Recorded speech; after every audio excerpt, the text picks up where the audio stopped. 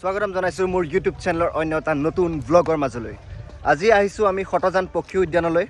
খটজান পক্ষী উদ্যানখন লখিমপুৰৰ নাওবৈচাৰ ওচৰত অৱস্থিত আৰু এই পক্ষী উদ্যানখনক লৈ আমি গৌৰৱ কৰিব পাৰোঁ কাৰণ ইয়াত বিভিন্ন ধৰণৰ ৱাইল্ড স্পেচিছ আৰু বিভিন্ন ধৰণৰ চৰাই পোৱা যায়।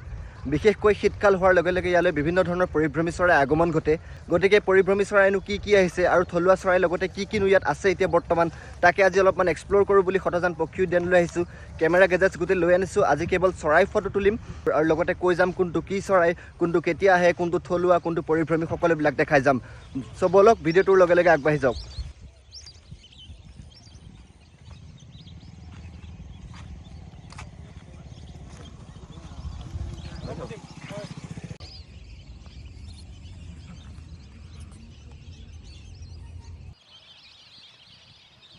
এইটো আপোনালোকৰ সন্মুখত এটা কাম চৰাই বহি আছে, যাক গ্ৰে হেডেড স্বাম্প হেন বুলি কোৱা হয় ইংলিছত, আৰু অসমীয়াত কোৱা হয় কাম চৰাই। এইটো চাওক, ৰঙা ঠোঁটৰ সৈতে এইটো এটা কাম চৰাই, বেঙুনীয়া কালাৰৰ।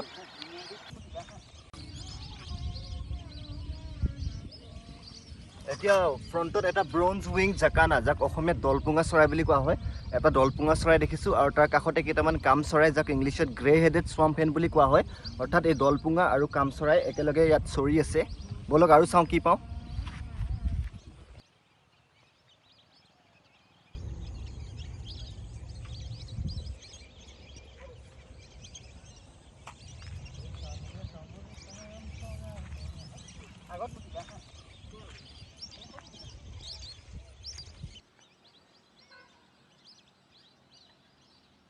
বৰ্তমান আমাৰ সন্মুখত কেইটামান কমন ম'ৰহেন দেখা পাইছোঁ, আৰু ম'ৰহেনকেইটাৰ লগতে লেচাৰ হুইচলিং ডাক কিছুমান বহি আছে, যিটো শৰালী চৰাই, থলুৱা চৰাই, আৰু যিটো নল ঢেকৰ সেইটো এটা পৰিভ্ৰমী চৰাই। আৰু চাওঁ বিচাৰোঁ কি পৰিভ্ৰমী চৰাই ইয়াত দেখা পাওঁ। অলৰেডি এটা মণিয়ৰী চৰাই আকাশত উৰি ফুৰা দেখা পাইছোঁ, কিন্তু সি এতিয়ালৈকে ক'তো পৰা নাই। যদি পৰে তাৰ ফটো ভিডিঅ' তুলিবলৈ চেষ্টা কৰিম। মণিয়ৰী চৰাইটোক ইংলিছত ইণ্ডিয়ান ডাৰ্টাৰ বা স্নেক বাৰ্ড বুলি কোৱা হয়। এইটো এটা অসমৰ কাৰণে পৰিভ্ৰমী চৰাই। আৰু চাওঁ ইয়াত কি চৰাই পাওঁ, বলক আহক।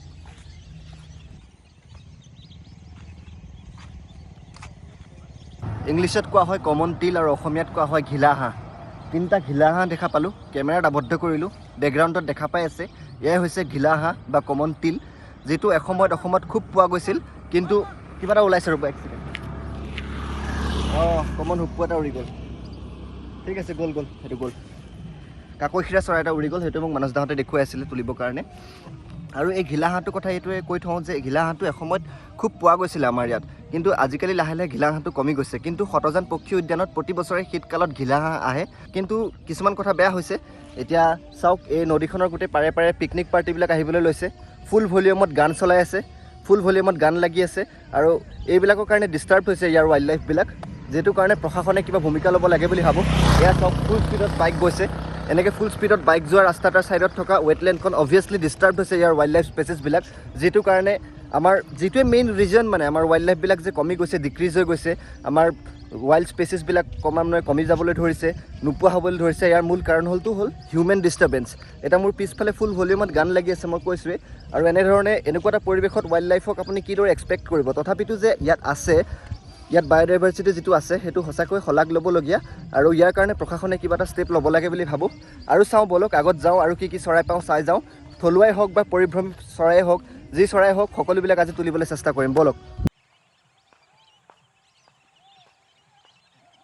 কাউণ্ট কৰিব পাৰিব কিমান চৰাই আছে ইয়াত, চাওক।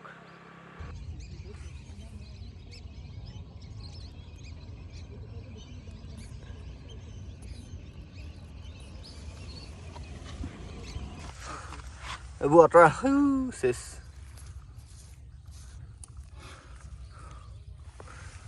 মানস দা, কিবা ক'বা খটজানৰ ওপৰত? খটজানৰ ওপৰত কি ক'বা, এইফালে হুলস্থুল কৰি আছে মানুহে, মাইক লগাই এইটো বস্তু বন্ধ কৰিব লাগে। তাত লিখাই আছে ইমান ডাঙৰকৈ, ইমান শিক্ষিত পঢ়া শুনা মানুহে যদি এনেকৈ মাইক চাইক লগাই থাকে, য'ত লিখাই আছে চাইনবোৰ্ডত যে লগাব নালাগে মাইক, আৰু সেইটো কাৰণে চৰাইখিনি এইডোখৰত এনেই চৰি থাকে গোটেইখিনি। এতিয়া চব গৈ তাত আছেগৈ। আমাৰ কি ইয়াত কিবা ৰিলিজ কৰিছিলে ন তোমালোকে স্নেক? ইয়াত অজগৰ, বাৰ্মিজ পাইথন এৰা হৈছিলে 2-3টামান। আৰু ইয়াত বাৰ্মিজ পাইথন ফৰেষ্ট ডিপাৰ্টমেণ্টৰ সহযোগত মানস দাই যোৱা 2-3 বছৰত ইয়াত কেইবাটাও বাৰ্মিজ পাইথন ৰিলিজ কৰিছে। চ' ইয়াত সেইফালৰ পৰা ক'ব পাৰি ইয়াত বাৰ্মিজ পাইথনৰ পপুলেশ্যন আছে, অজগৰ সাপ। আৰু ভাল এটা বিচৰণ ভূমি, গোটেই পক্ষী সৰীসৃপ সকলোৰ কাৰণে এটা ধুনীয়া ঠাই। এইখনেই হৈছে শতজান পক্ষী উদ্যান। চৰাইবিলাক সিটো পাৰে আছে, সেই সিটো পাৰে মানুহে হুলস্থুল কৰিছে, পিকনিক খাই আছে। সেই দূৰত দেখা পাব শৰালী চৰাইজাক বহি আছে, মণিয়ৰী চৰাইখিনি সেই ঘাঁহ বনখিনিৰ মাজত লুকাই আছে। একদম সেই তালৈকে আছে চৰাইখিনি। বহুত বেছি ডাঙৰ পক্ষী উদ্যান নহয়, সৰু পক্ষী উদ্যান বুলিয়ে ক'ব লাগিব, কিন্তু সৰু হিচাপতো ইয়াত যথেষ্ট চৰাই পপুলেশ্যন আছে। এতিয়া বৰ্তমান সন্মুখত ক'বলৈ গ'লে এটলিষ্ট 800-900 মানটো চৰাই ইয়াত আছে চাগে। 800-900 মান হ'ব চাগে ন? বেছি হ'ব, 800-900তকৈ বেছি আছে। বহুত বেছি চৰাই একেলগে পৰি আছে, কিন্তু শৰালী চৰাই চবতছে বেছি আছে। কিন্তু তাৰ মাজে মাজে বেলেগবিলাক চৰাই লুকাই আছে, যিবিলাক বিচাৰি উলিয়াবলৈ চেষ্টা কৰি আছোঁ। বিকি প্ৰথমবাৰ আহিছে শতজান পক্ষী উদ্যানলৈ। বিকি কিবা ক'বা? ফাৰ্ষ্ট টাইম এক্সপিৰিয়েঞ্চটোৱে ইমান সুন্দৰ এটা পৰিৱেশ, কিন্তু ইমান যে বেয়াকৈ মানে চাউণ্ড কৰি মেলি এই আমাৰ নেচাৰেল বস্তু হেবিটেটত থকা বস্তুখিনি যে ইমান ডিষ্টাৰ্বেঞ্চ দি আছে, সেইটো তেওঁলোকৰ এটা সঁচা কথা ক'ব গ'লে আমি যদি কওঁ যে আমি যোনটো আমি ইংলিছত যদি ক'ব যে ননচেন্স বুলি কোৱা যায়, মানে বহুত এটা সুন্দৰ পৰিৱেশ। আপোনালোকে আহিব পাৰে, যোন আমাৰ লখিমপুৰৰ ওচৰে পাজৰে যিমান মানুহ আছে, আপোনালোকে আহক, উপভোগ কৰক। চৰাই চিৰিকটি বহুত ধুনীয়া। আমাৰ ভিউৱাৰ্ছখিনিয়ে যাতে এইটো ভুল নকৰে, কেতিয়াবা ক'ৰবাত পিকনিক খাবলৈ গ'লে, খানা খাবলৈ গ'লে নিজৰ মতে যিমান মন যায় ফূৰ্তি কৰক, কিন্তু এনেকৈ মাইক বজায় যাতে আমাৰ ফূৰ্তিৰ কাৰণে বেলেগ এটা বনৰীয়া জীৱ জন্তু যাতে কোনো লছ নহয়, সেইটোৰ প্ৰতি অকণমান গুৰুত্ব দিয়া উচিত। সেইখিনিয়ে আশা কৰিছোঁ আপোনালোকৰ পৰা। আমি যি 4জন আহিছোঁ, আমি এই 4জন ছেভ ৱাইল্ড লাইফ টীমৰ সদস্য হয়। আমি বন্যপ্ৰাণী সুৰক্ষাৰ কাৰণে কিছুমান সৰু সৰু পদক্ষেপ, বহুত সৰু সৰু পদক্ষেপ লৈ থাকোঁ, যিবিলাক ব্লগত পাৰিলে দেখাই থাকিম লাহে লাহে। বেছি ডিষ্টাৰ্বেঞ্চৰ ওপৰত কৈ নাথাকোঁ, এতিয়া কেৱল অকল চৰাই চাম।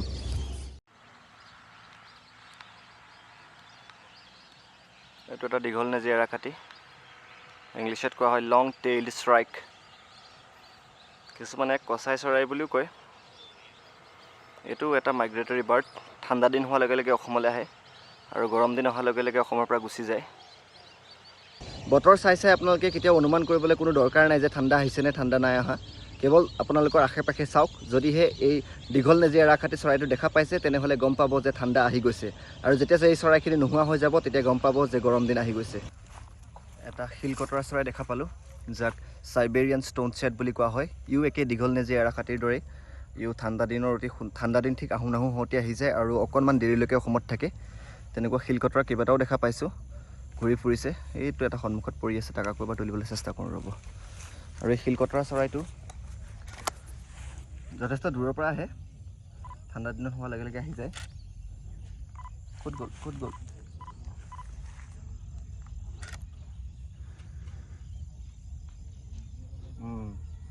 ভিডিঅ' হৈ আছে। হাতখন বহুত কঁপিছে, হেণ্ডহেল্ড লৈছোঁ ন শ্বটবিলাক। ট্ৰাইপডটো যেতিয়াই তেতিয়াই ফ্লেক্সিবল হিচাপে ফিট কৰি ল'বলৈ দিগদাৰ হয়, সেইকাৰণে হাতেৰে তুলি আছোঁ শ্বটবিলাক। হাতেৰে তোলাৰ কাৰণে খুব কঁপিছে শ্বটবিলাক, তথাপিতো যিমান পাৰোঁ চেষ্টা কৰিছোঁ ষ্টেডিকৈ ৰাখি তুলিবৰ কাৰণে। আকৌ আহি ওচৰডালটোত পৰিলে, উৰি গ'ল। তাৰ লগত আৰু এটা আহিলে, এইটো বেলেগ চৰাই। এইটো কি চৰাই? এইটো দীঘল নেজী এৰাকাটি। দীঘল নেজী এৰাকাটি চৰাইটোৱে শিলকতৰা চৰাইটোক খেদি ফুৰিছে, নাজানো কিয় বা। চালে আমি মৰি কাৰ্ডখনে ফুল হৈ থাকিলে।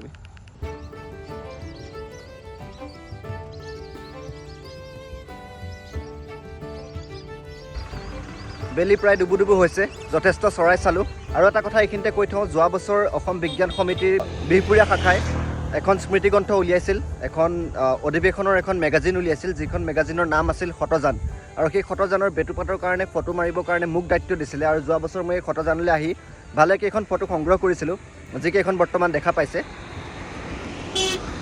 আৰু এইকেইখন ফটোৰ মাজৰ এখন ফটো তেওঁলোকে বেটুপাতৰ কাৰণে নিৰ্বাচিত কৰি বেটুপাতত প্ৰকাশ কৰিছিল। আজিৰ ব্লগটো ইমানতে সামৰণি মাৰিছোঁ।